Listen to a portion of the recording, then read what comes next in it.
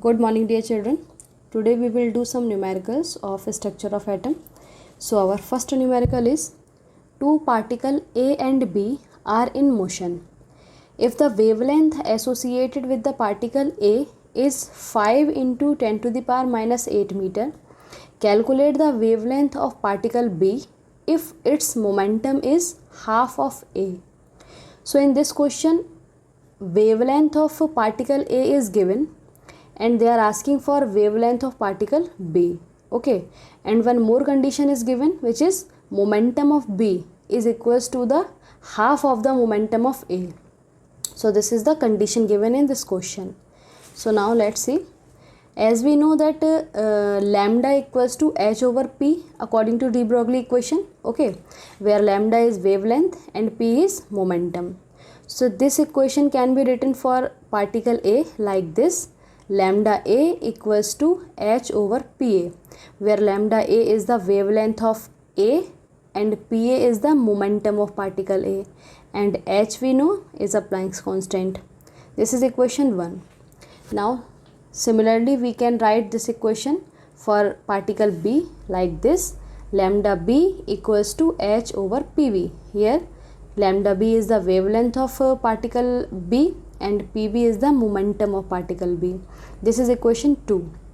Now condition given is pv equals to pa upon 2.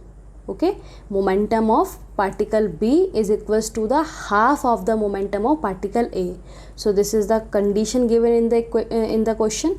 So we can put the value of PV from here in this equation. So we will have lambda B equals to H over PV. PV is PA over 2. So we will put PA over 2. Then we will have 2H over PA. Now we have the value of lambda A and lambda B. So we can calculate lambda A over lambda B, which will be equals to lambda B equals to 2 lambda A. Okay. Now we have the value of lambda A. As we know, 5 into 10 to the power minus 8 meter is given in the question. So we will put the value of lambda A here. Then lambda B will be equals to 2 into 5 into 10 to the power minus 8, that is 10 to the power minus 7. Okay, so this is the wavelength of particle B. Now second question. Second question is the diameter, if the diameter of a carbon atom is 0.15 nanometer, calculate the number of carbon atom which can be placed side by side in a straight line across a length of scale of length 20 centimeter long. So here total length is given, okay, which is 20 centimeter, and we have the diameter of one carbon atom.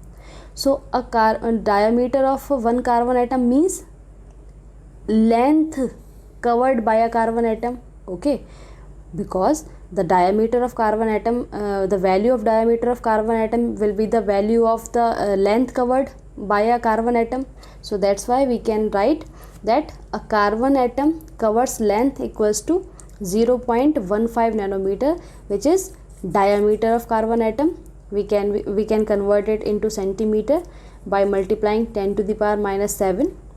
Then we will have length covered by one carbon atom. Now we have total length 20 centimeter. So when we divide total length by length covered by one carbon atom, we will have the total number of carbon which can be placed side by side by this length 20 centimeter long. Okay. Next question is, according to Bohr's theory, the electronic energy of hydrogen atom in nth Bohr orbit is given by En equals to minus 21.76 into 10 to the power minus 19 over n square. Basic formula is given in the question, joule per atom. Now calculate the longest wavelength of light that will be needed to remove an electron from the third orbit of He positive ion. Okay. So in this question, first of all, basic formula is given.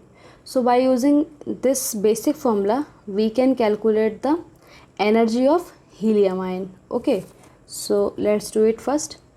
as E equals to minus 21.76 into 10 to the power minus 19 over L square. This formula is for hydrogen atom, but in this case we are going to calculate energy for helium, so that's why we have to write Z square here, okay, as I told you before.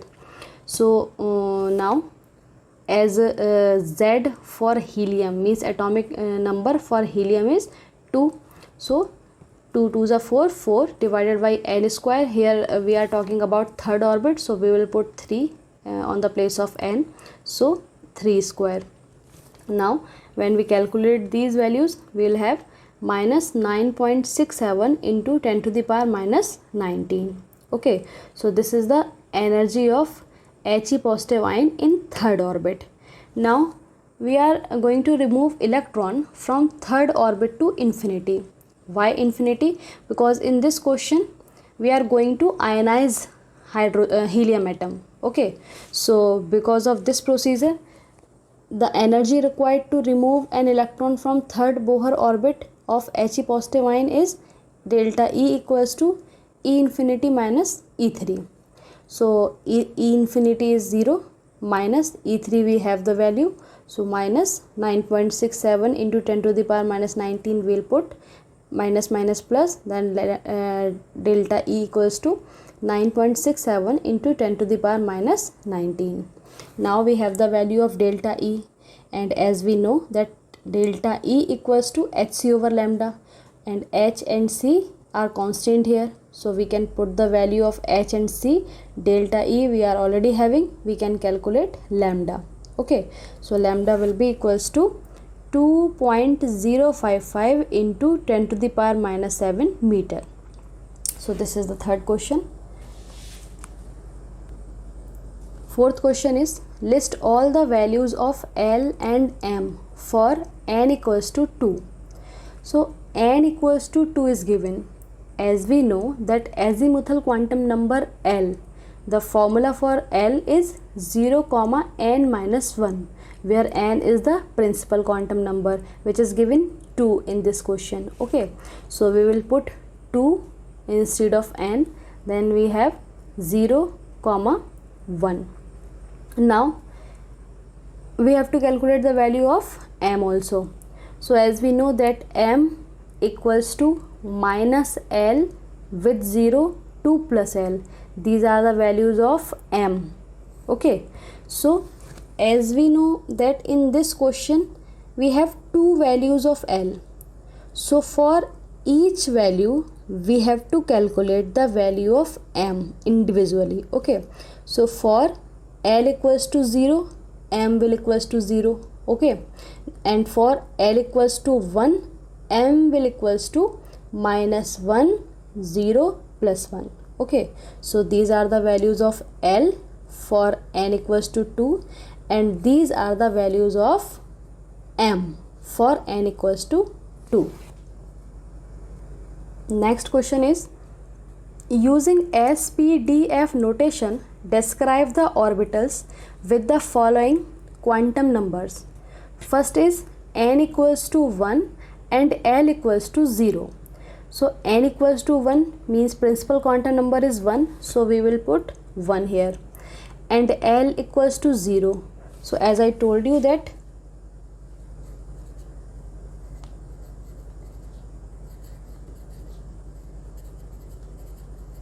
values of L for S equals to 0, this is the value of L. Okay, so for S L equals to 0, for P L equals to 1, for D L equals to 2, and for F L equals to 3. So here L equals to 0 is given, so it must be S suborbit, so that's why answer will be 1s. Now n equals to 3 is given and L equals to 2, so n equals to 3, so we will put third orbit, and L equals to 2 means D suborbit, so 3D. Now n equals to 3 and L equals to 1 means 3 and 1 means P, 3P. Now n equals to 2 and L equals to 1, so 2, that's why I have written 2, and L equals to 1 means P suborbit, So 2p. Now n equals to 4 and L equals to 3. So n equals to 4, that's why 4, and L equals to 3 means F, so 4F. Now n equals to 4 and L equals to 2, so 4D, as L equals to 2 for D. Now next question.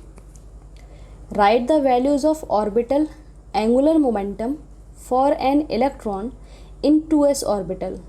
So we know the formula of angular momentum, which is equals to h over 2 pi under root L plus 1. So now we have the value of L. How? As 2s orbital is given. So for 2s orbital, L will be equals to 0, because we know for s, L equals to 0. So when we put the value of L in this formula, we'll get the 0.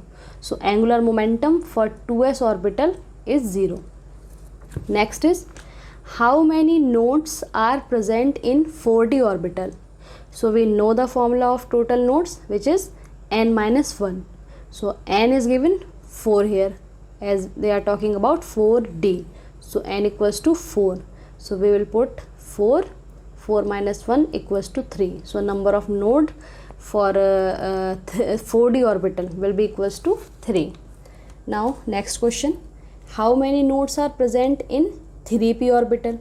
So again we will put the same formula. Number of nodes equals to n minus 1. In this question n is given 3. So 3 minus 1 equals to 2. Now question 9th.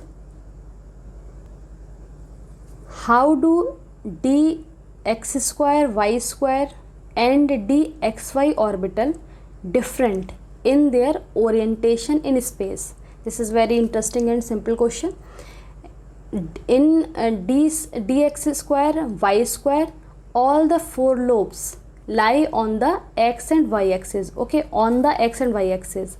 And if we talk about dxy, then in the case of dxy, the lobes, all the 4 lobes are lie between x and y axis. Okay, so this is the difference between the dx square y square and dxy with respect to their orientation. Next and last question is, a bulb emits light of wavelength 4500 angstrom. The bulb is rated as 150 watt and 8% of the energy is emitted as light. How many photons are emitted by the bulb per second? So in this question, lambda is given 4500 angstrom. So we can convert angstrom into meter by multiplying 10 to the power minus 10 meter. Okay, so lambda is equals to 4500 into 10 to the power minus 10 meter. Now we know the formula of energy, which is hc over lambda. So by putting the value of lambda, we can calculate the energy, and this will be the energy of photon. Okay, 1 photon. So energy of 1 photon equals to 4.42 into 10 to the power minus 19 joule. Okay, so this is the energy of 1 photon. Now energy emitted by bulb. Okay, now we are talking about the total energy. Okay, total emitted energy.